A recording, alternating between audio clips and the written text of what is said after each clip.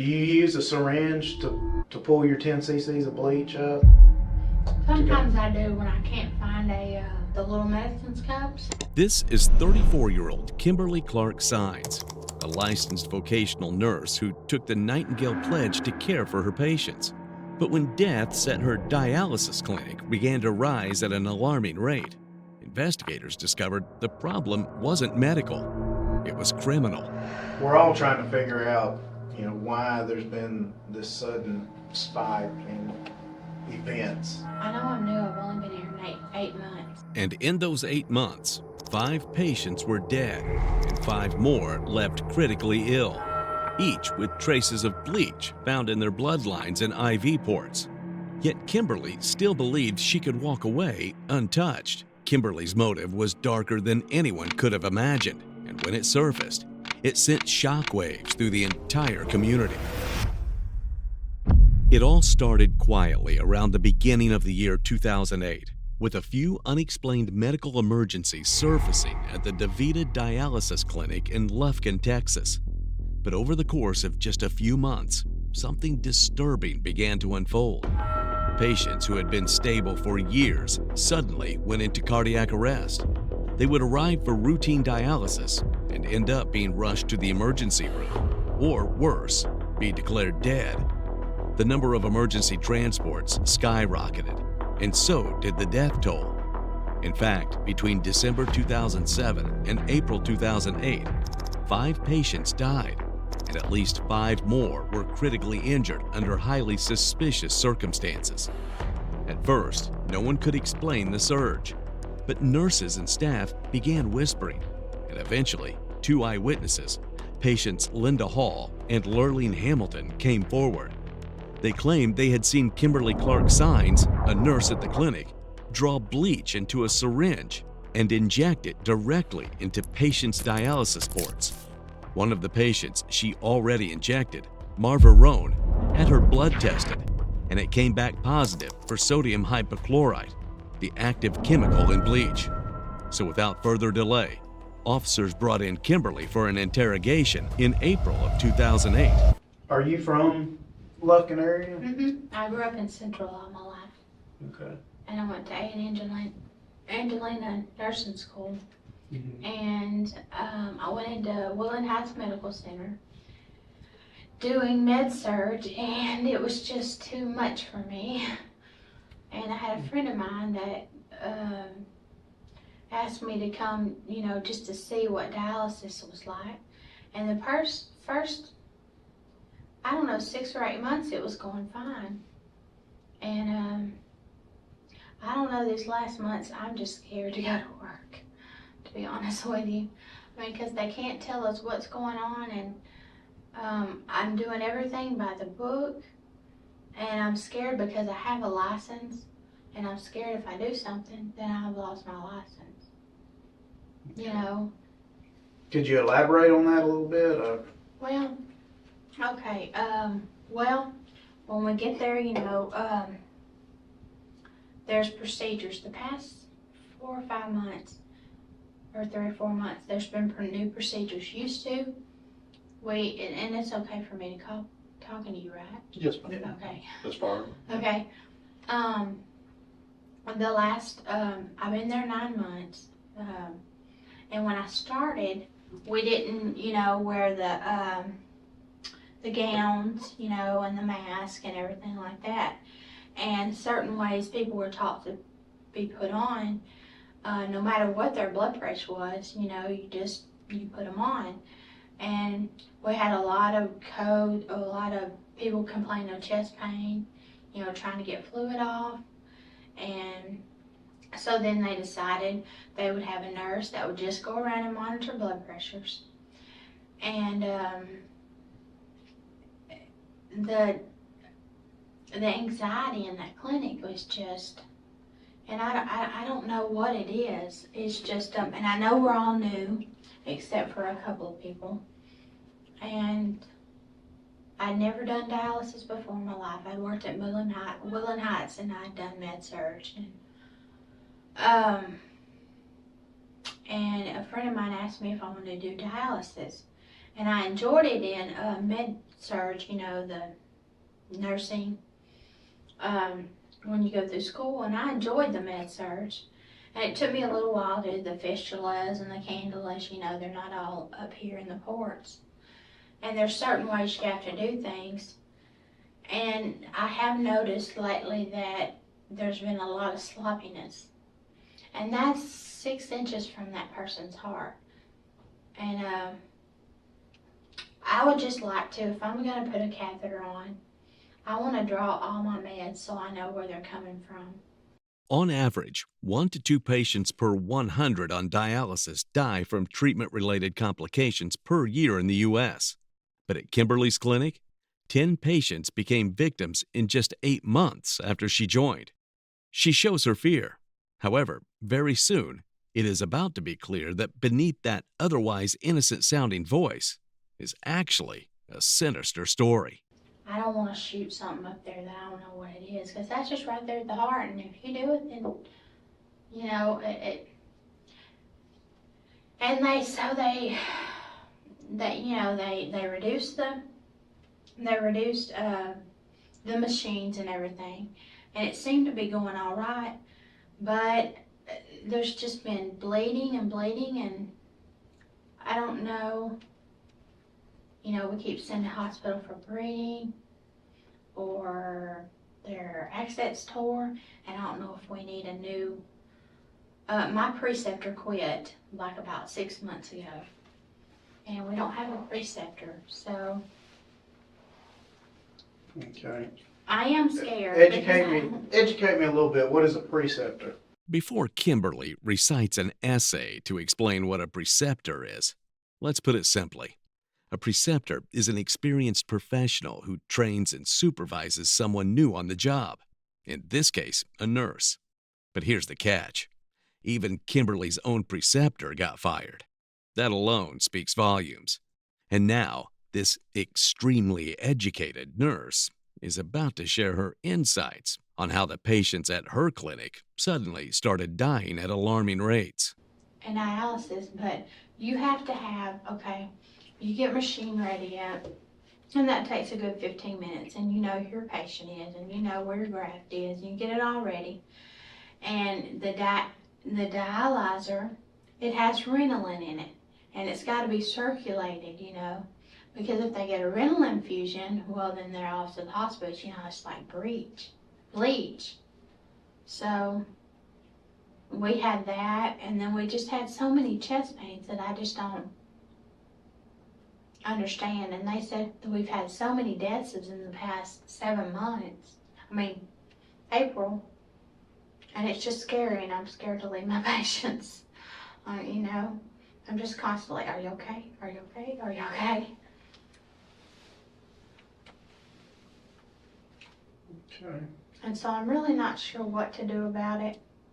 I enjoy my job, and I only know I've been here 9 months, but you know, you either hate it or you like it, so, and if I can get, I have good patients that they come on, they're cheerful, they know they're here for, you know, we're just trying to help them feel better, and it makes you feel better at the end of the day. But when you have codes after codes, it's just frustrating, and you're like, you lose your mindset of like, okay, where am I? Where do I group at?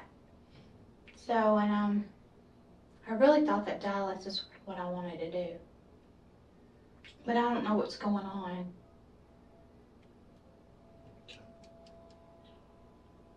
I don't know if it's in the water system. I don't know if it's in. Have they been checking all that? Yeah, that's what they said. But I know that every day they have to do a police loop through the whole thing. And I'm just curious, what if our machines are hooked up and they have some bleach in them?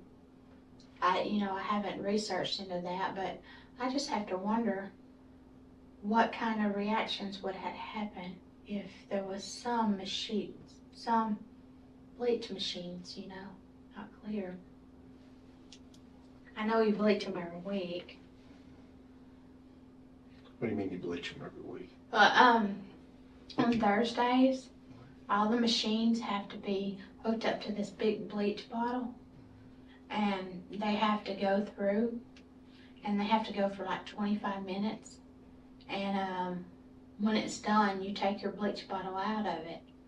And to me, when I get there in the morning, if I know it's Thursdays or bleach days, so when I get there in the morning, I just check. There's a little,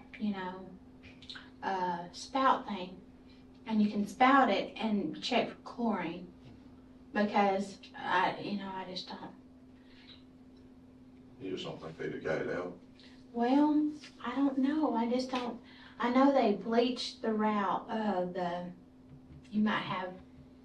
they bleach the loop, and maybe that comes all out. I don't know. I just have a habit of pushing the bleach because I don't know when it was last done, and I don't want to kill my patients. Pushing bleach. The bleach? Yeah.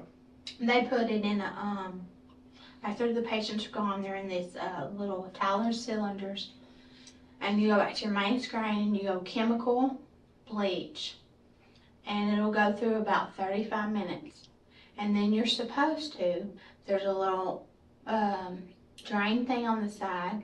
You're supposed to squirt it for like a couple minutes, get your little bleach thing, and make sure there's no bleach in there. You're supposed to have 2 people do it. But in the end, bleach was found in every victim's blood. She even admits to pushing bleach through the system without knowing when it was last cleaned, and doubts if the machines are properly flushed. This is not just carelessness.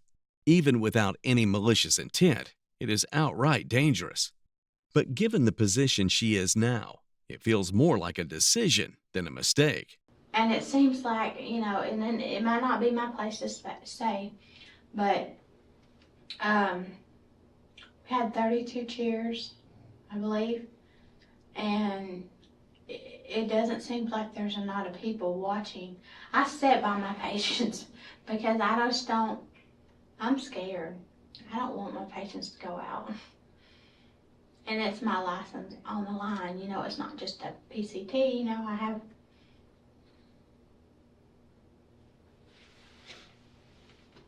Okay.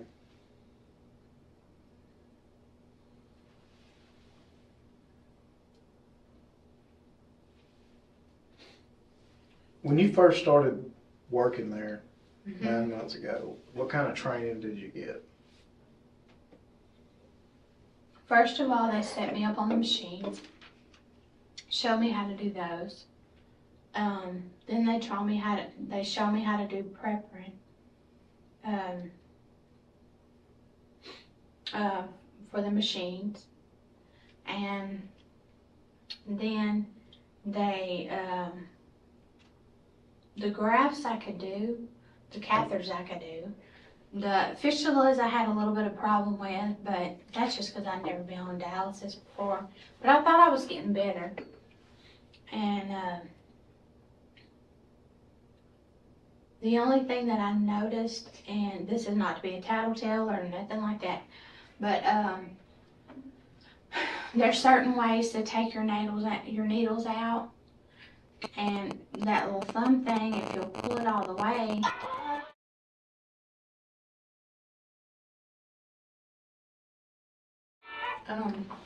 if you'll pull it the right way, then there won't be any pressure on there and it won't tear their arterial or venous line. But I have seen patients, just gauze it and then yank it, keeping pressure on it. So, and I don't know if that has anything to do with arterial, with bleeding.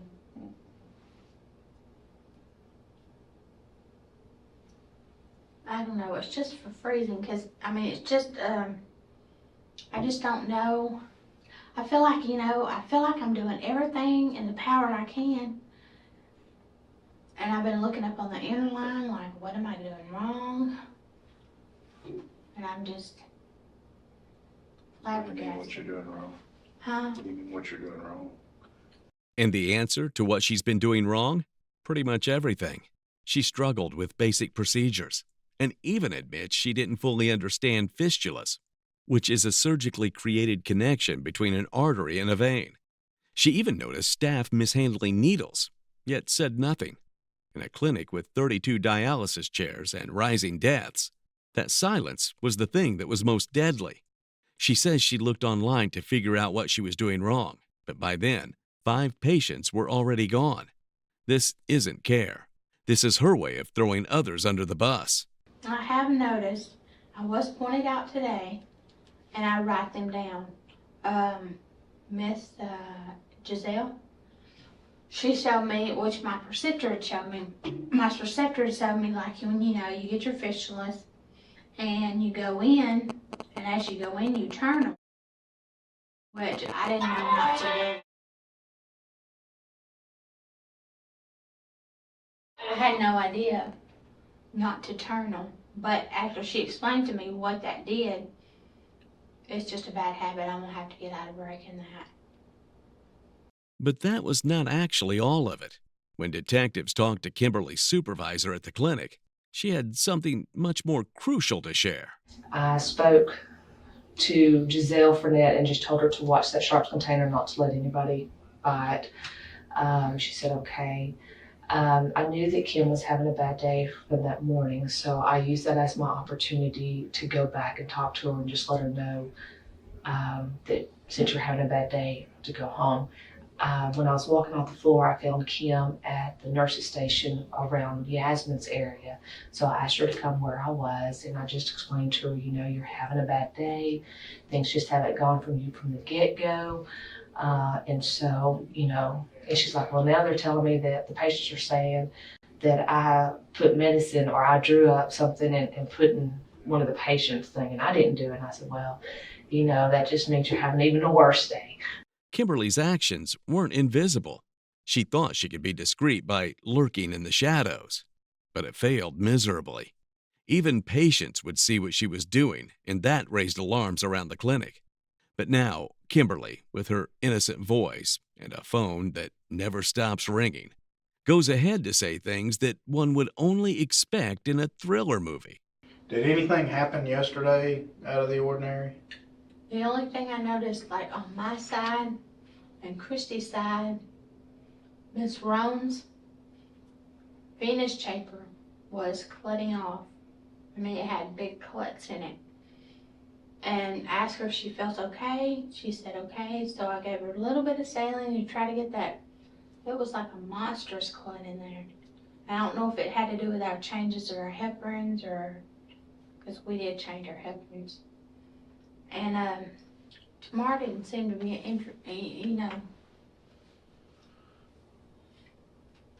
Where were you assigned to work yesterday?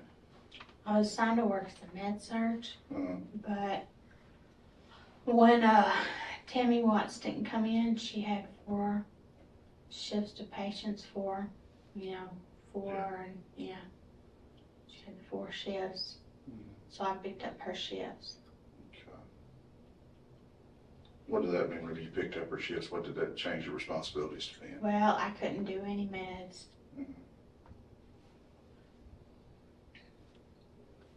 And since they decreased their the bolus, the infusion was like 5, so we just kind of, every time he did a vital sign, we had to have a little bit more saline to keep it from clotting.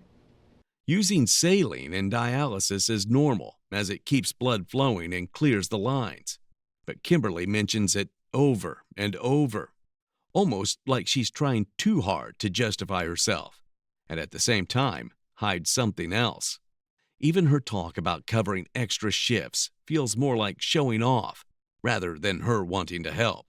And beneath the surface, that constant self-praise hints at narcissism. You keep saying you added saline. What do you mean? I'm sorry? You keep saying you added saline. Oh, well, like when we did their vital signs, we just put like a tiny bit, like 50 cc's, just enough to get that venous chamber. Because we didn't load them up with that Miss heparin. Sandy gave the heparin and the boluses, and that kind of slowed things down a bit, but that's all. I mean, that's all we did. Are they on the saline bag or what? Uh-huh, Okay. yeah. And she just said she didn't feel, she came in at 6 kilos and her blood pressure wasn't any good. And I put the charge nurse, I tried to get 4, but her blood pressure wasn't any good and I didn't want her to go down on me. And I gave her a little bit of pressure. And I gave Miss Lurleen a little bit of pressure.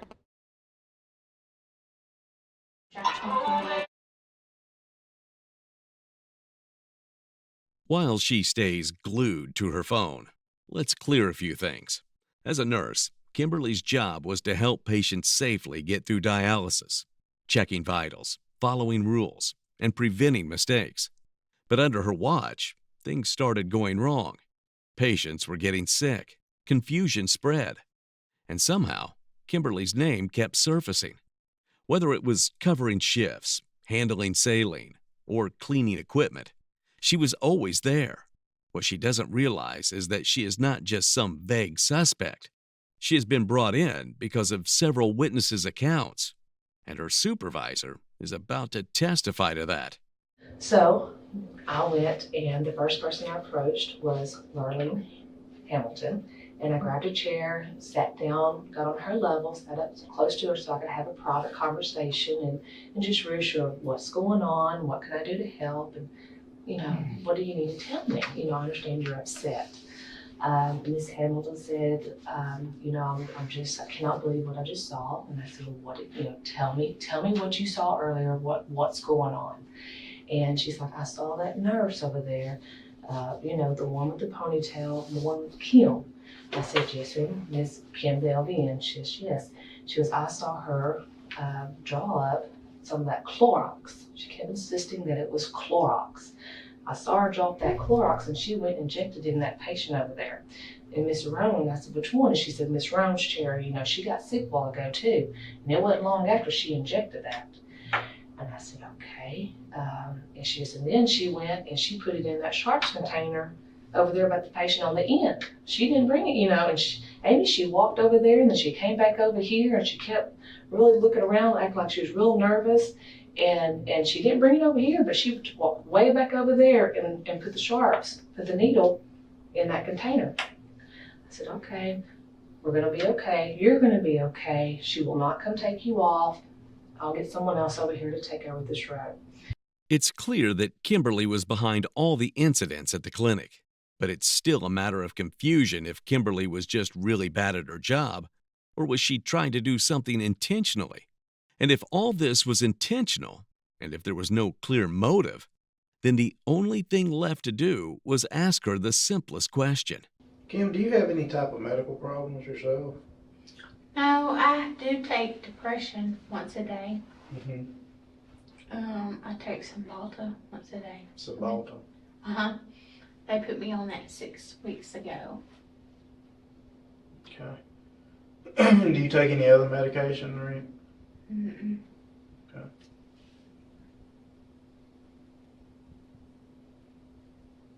Does the Cymbalta affect you at all? No, in fact, he started me on 60. In a couple of days, it was kind of like I felt mania, I don't know, just my mind was racing and all that kind of stuff. So I went back to him and he lowered my dose to Cymbalta. And so far so good, hopefully. But what hurts me the most is for 2 patients to accuse me of giving another patient's medication that was not ordered. And that's been something that's really irritated all day. I was just crying earlier and I was like, it's my license. If I do something like that, I can't do something like that. What did you give her any medicine? I did give her some saline, only because she said she was cramping. With her saline line, Angie wasn't there. So I charted that I gave her some saline line. Her pressure didn't really go down that much. And then she just said she feel kind of nauseated. Which patient are we talking about? Wrong. Miss Rome? Mm-hmm. Kimberly is defending herself by saying that she is sad because she was accused of giving medication to a patient when it wasn't ordered. But then, in the very next breath, she admits that she did give something. Saline.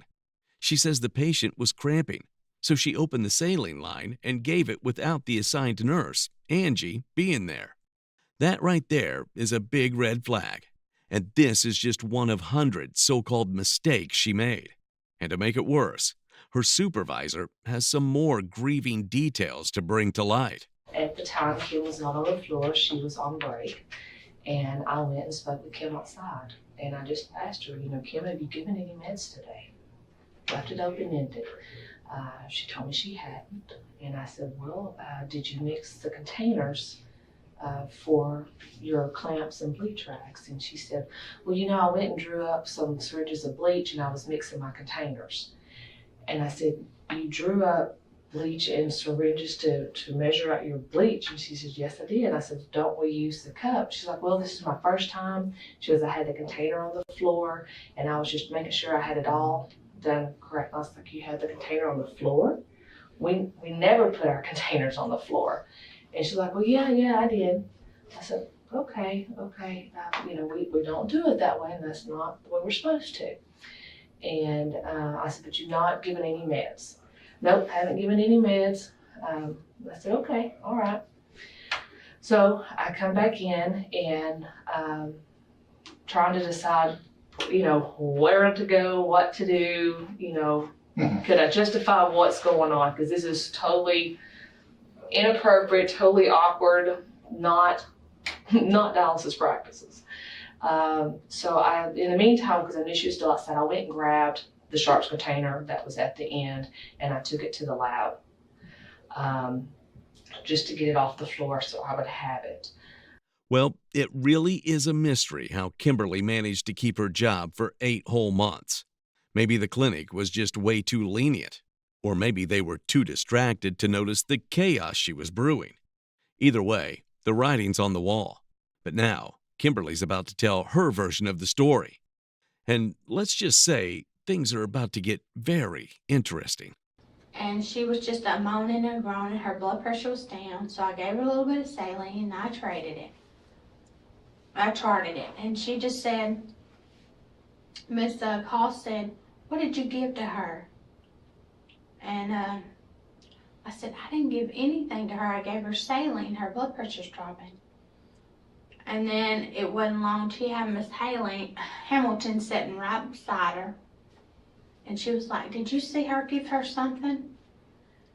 And it was very frustrating because I wanted to go back to them too and say, what did you give? What did you see me give? Because all I did yesterday was get my patients set up, deal with the meds. I didn't do any meds. And I guess my patients, they come here and they want to be dialyzed and they want to get out. And I don't know what's going on here. And it's just scary. Okay. And if I'm doing something wrong, I want to know that I'm doing something wrong because I don't want to kill somebody. Mm-hmm. I mean, I know it's dialysis. It happens all over the country. And I just don't understand what's going on. What do you mean it's dialysis? It happens all over the country? Well, I guess maybe not all over the country, but there's, Amy told me the other day, she goes, girls, this is dialysis. There's so many places around here and it goes smooth. So I wonder, what are we doing wrong? I'm just frustrated because I don't know what I'm doing. Well, the real reason things weren't going smoothly in the clinic was Kimberly herself. There's only so much innocence one can fake before it starts to look like a performance. And if there were a pageant for playing the victim, Kimberly would be walking away with the crown, sash, and bouquet. But now, with bleach being the deadly substance at the center of it all, the detectives are done playing along. It's time to scrub away the excuses and get to the bottom of this mess. Can you tell us anything about the bleaching procedures? bleaching have a- procedures. We are supposed to, after we get our, well, some people do it before. You get your, there's 2 things in bleach back there, and it's either before or after. But you have to get your bleach bowl, and you have to get like a little medicine cup. And you gotta go all the way back there, and you gotta get that. And you pour it in your bowl. And that's your sponges to wipe up. And some cleaners, some people do the clean. So I asked Angie, I said, you know, will you go get my clamps? Nobody left me in the clamps before. They were all just kind of hanging up there. And so when she went back there, she got me some clamps. And I just pulled them all off of there. And I don't know if it was just the complete anxiety, which is that's what Tammy told me. But it's just very frustrating because I've been here 9 months and I think I know what to do, but I sure as heck don't want lives hanging on my shoulders and my license. I don't want lives hanging on my shoulders, says the same person who has been a nurse for 4 years. Also, by bringing up anxiety and saying it was Tammy who pointed it out, she is trying to blame her actions on stress. She doesn't want to admit doing anything serious, and instead wants to look careless, not dangerous. But this shows that she understands exactly what she did. This is not a beginner making small mistakes. This is an experienced nurse who knew the procedures. One mistake is possible, but repeated mistakes are not. Her real motive is still unknown, but it is only a matter of time before it is revealed. But before they come to any conclusion, they need intricate details, and they get their initial answers from Kimberly's supervisor once again. So, you know what, why don't you go into the house? Because I just, you know, you're having a bad day. We'll start again fresh in the morning and we'll do that. And she's like, that sounds great. And so she left my building. From there, I proceeded on to where Giselle was guarding my sharps container. And I laid out blue pads, which are chuck pads. They're plastic on the bottom and cotton on top, so they're absorbent. And then I opened up the sharps container. Giselle had another sharps container with her that, from my knowledge, Yasmin had brought to her. So we opened up both the sharps containers in 2 different piles and poured them out. And there were several syringes in there. There were EPO syringes, there were fistula needles in there, and then there was a couple of 10 cc syringes. There was a couple that actually had blood in them where they actually pulled out when they were putting on a catheter patient. You have to pull back 3 cc's of blood before you hook them up to pull the heparin out.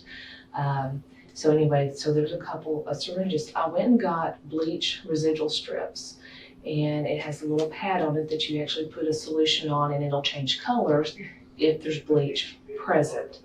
I tested a couple of the EPO syringes, and there was no bleach present. Then I found a syringe one of the syringes that had the blood in it, and tested it, and there was no bleach present. There was another syringe that actually had a needle attached to it, which was very odd and different, and had the cap on it. I removed the cap and I squeezed out some of the solution that was inside that syringe on the tip of that pad, and it immediately changed to a dark purple, which is a very high positive measure of bleach.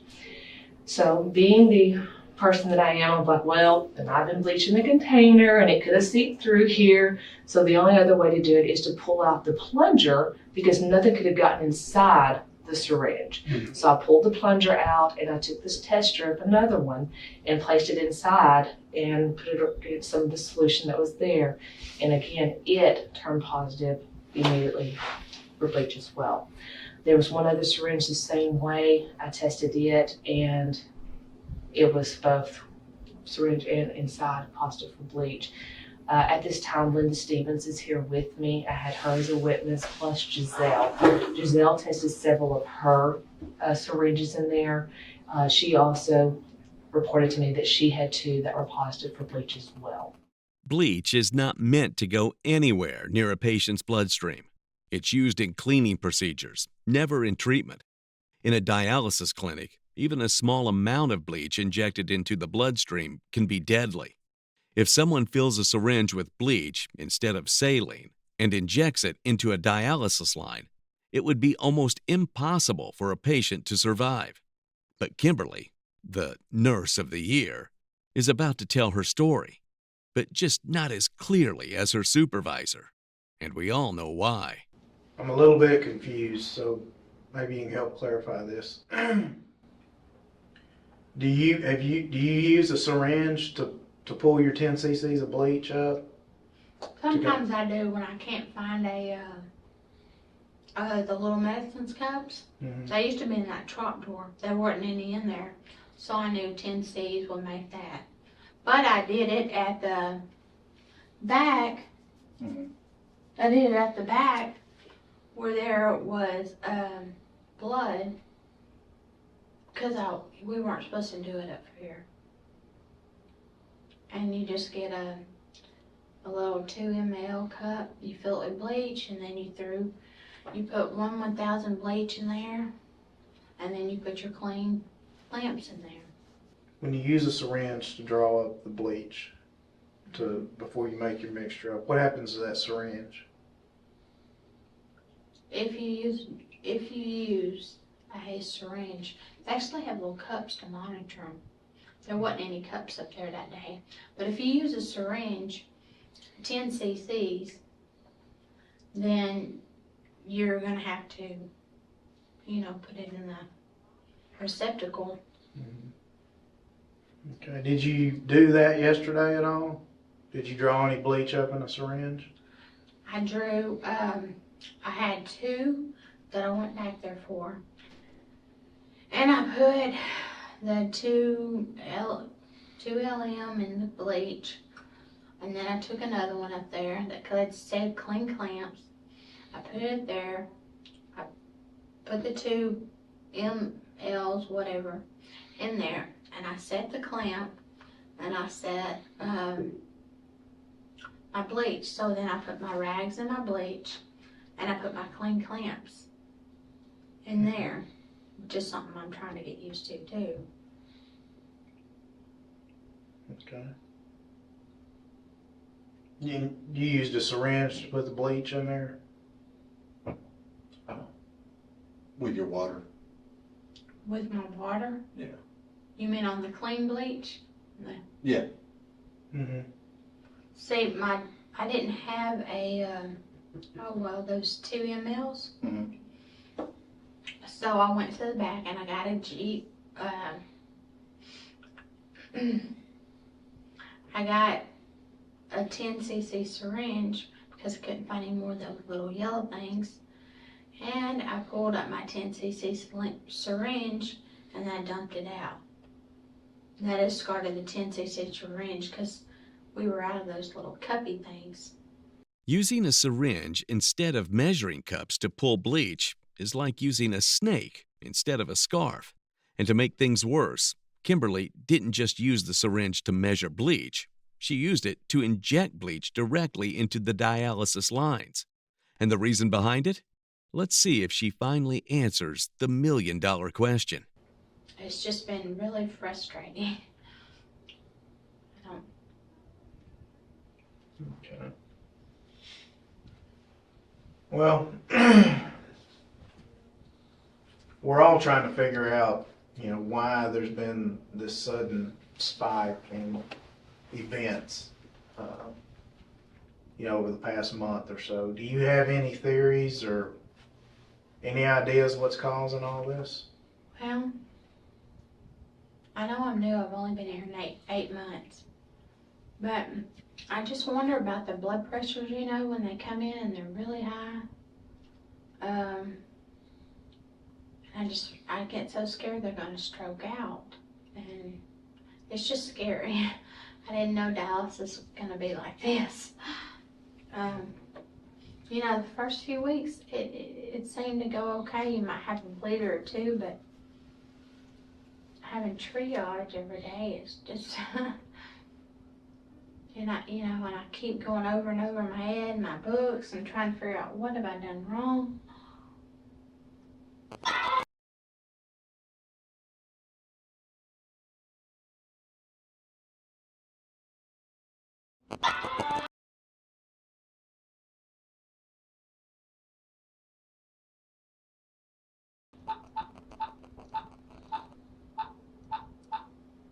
It just makes you think. It's so hard because you think, what am I doing wrong?